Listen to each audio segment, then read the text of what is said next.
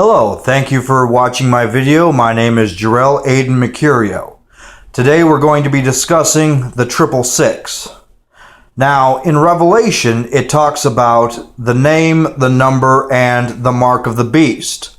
Well, it got to me thinking, we have the number given right there in our English translation, so where's the name and the mark at? And then it hit me. Well, in those ancient languages, numbers and letters are the same exact thing. The whole script can be translated into pure numbers or all words, depending on what you want to do with them. So I thought to myself, okay, in the Greek, those are 3 Greek letters making a Greek word. I wonder what that word says in English. Well, those letters are the chi, the xi, and the stigma. The chi is 600. The xi is 60, and the stigma is 6. The chi looks like an X. The xi has an X in its name, thereby by establishing the truth by 2 or 3 witnesses. Right there we have a double witness that it's the X. And stigma, meaning mark, points back down towards those other 2, giving a triple witness that the X is the mark of the beast. I mean, whichever way you look at it, X's never mean something good. Whereas, X marks a spot, symbolizes something that's dead or buried. The police officers and government officials on their license plates don't have an X in the middle because they're your friends. And, your ex-wife or your ex-husband doesn't mean that they're a good thing. Sign at the X on the dotted line to sell your soul away. In cartoons, over 1 eye symbolizes blindness, over 2 eyes symbolizes death. In Christianity, we have Xmas, so the X stands for Christ.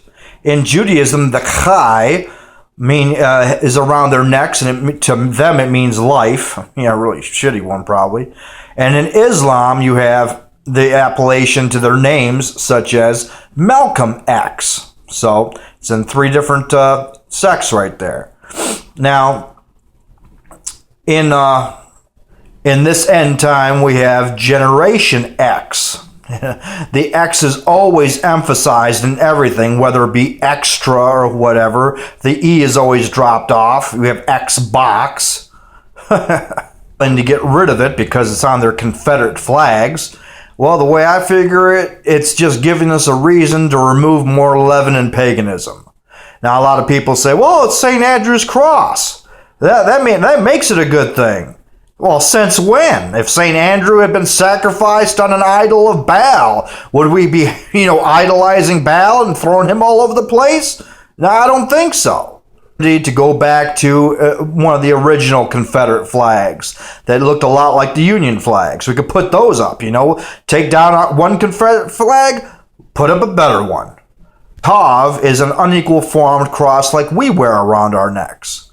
But then when you go to Paleo, it becomes twisted into an X. Twisted meaning wicked. So that's obviously no good. Also used in stitches, symbolizing wounds. In railroad crossings, symbolizing imminent danger or death. Guards use it to cross their swords to bar an entrance, meaning you're not welcome here. So there we have the mark of the beast.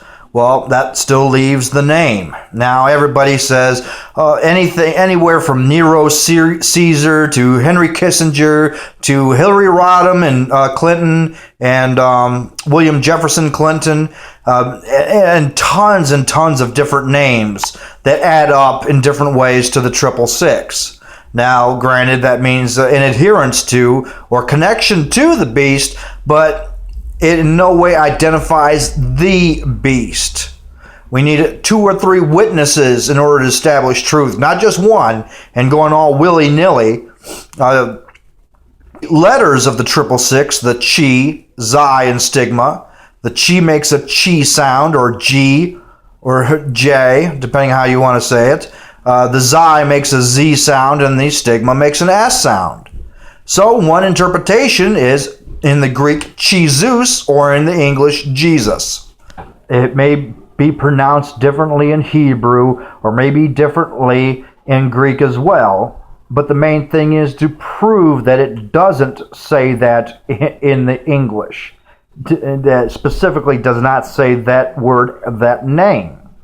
Now, when read in Arabic, when an Arab sees those three letters, he says, well, that's our flag, or in our language it means in the name of Allah. So in totality it says Jesus Christ comes in the name of Allah. Very interesting. That's exactly what Islam says. So right there, in Christianity he's the Son of God, to Judaism he's the Son of David, and in Islam he is a prophet of Allah, proving once and for all that they are not three different religions, but three different sects of a one-world pagan Jesus cult religion. Also take it, for instance, the Israeli flag with their star on it. A six-sided polygon with six triangles making a six-pointed star. A 666. But yet if you connect the lines up together, it forms a symbol of the dragonfly. The red dragon plus the Lord of the Flies, Baal, in one symbol.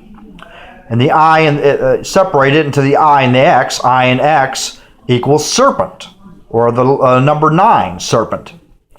But yet the I and the X are also initials for Jesus Christos, or Jesus Christ. You know, you can't fight the Israelis all week long and expect to get anywhere when you go on the weekends and worship the King of the Jews. You can't beat an enemy that you back. The Beast Empire went from Babylon to Media Persia to Greece to Imperial Rome to Papal Rome, the head of all Christianity. And we expect to find our God and King and Savior in one of their pagan beast temples? Please.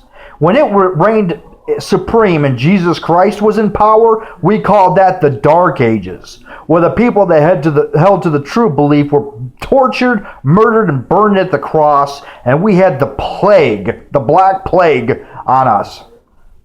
Now we know that the translators and the Israelis switched the Judites, then later all Israel, with them, replaced us with them. And they wouldn't just as easily replace our God, King, and Savior with theirs? I find that highly laughable and ridiculous. And the name of God and the Savior removed throughout the entire book, except for maybe a couple of places. Now, they were replaced by the all caps words Lord and God in the Old Testament. Well, the funny thing is, all caps is not English in law. It insinuates a legal fiction. Therefore, God in all caps signifies a dead God, a god of death. And we all know that Beelzebub, the Lord of the Flies, shortened down to Baal or Bel or Baal, is the Lord. So therefore they have replaced the God of Israel, the God of life and of the living, with satanic, demonic deities. Highly blasphemous. And they also did the same thing with Yeshua. And even when they do refer to him in his name, it's always shortened down and changed to Yeshu, which is an Aramaic anagram meaning, let his name be blotted out. Yemek Shma Yizikra. Studying Christian identity, or CI, for many years. And, well, I believe that to be half-assed because of this information. The I part is right on, but we need to remove the C part, definitely. They ended up being a part of the Beast Empire that we've become enslaved to. And every one of its whore daughters still adheres to its mother. So I see kingdom identity being a little bit better, but Israelite identity to be the best that I've seen so far. And as of this point, the only one I know of that teaches such to any degree is James P. Wickstrom here up in Michigan. So you might want to check him out. He's still just a little bit off, but you know what? He's the best that I've seen so far, and so many more are worse and way more off. So make sure you check out his channel, Arkaduus Reloaded on YouTube.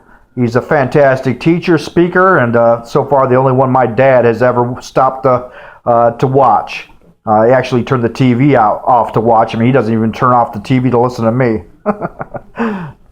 Well, it looks like that's all we have for today. I'd like you to thank you very much for stopping by.